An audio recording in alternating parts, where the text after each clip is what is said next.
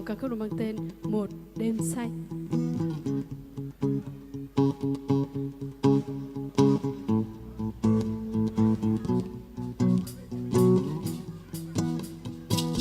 Khi đôi môi em còn đỏ mong, em muốn nói em yêu anh.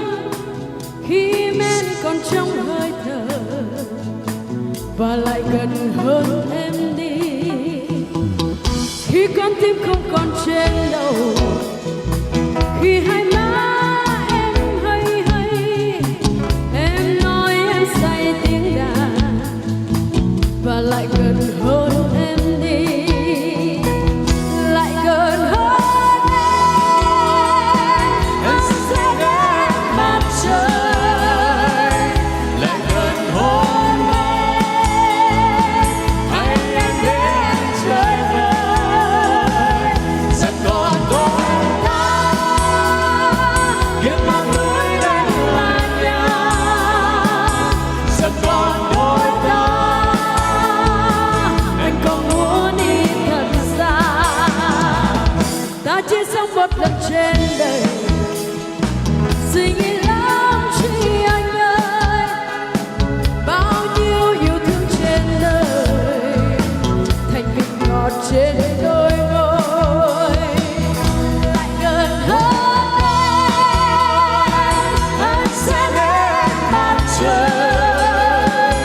Lại gần hơn em, hay anh đến chơi vơi.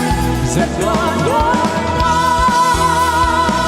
kiếp là núi đây là nhà. Sẽ còn đôi ta, anh có muốn đi thật xa.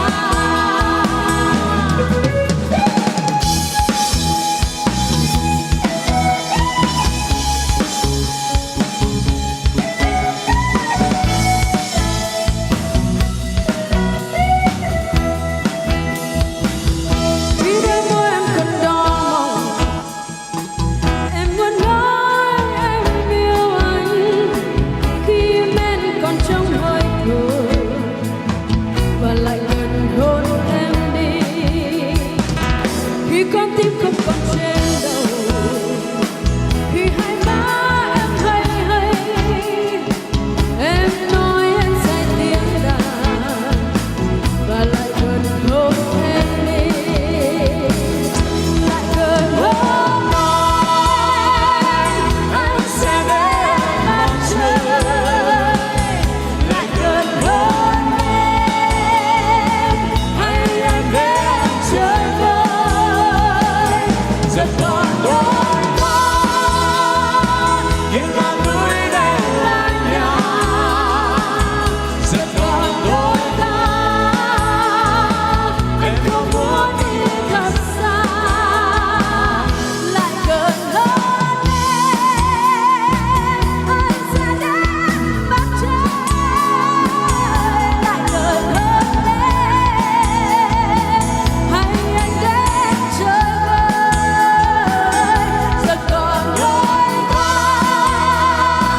kiếp là núi đây là nhà.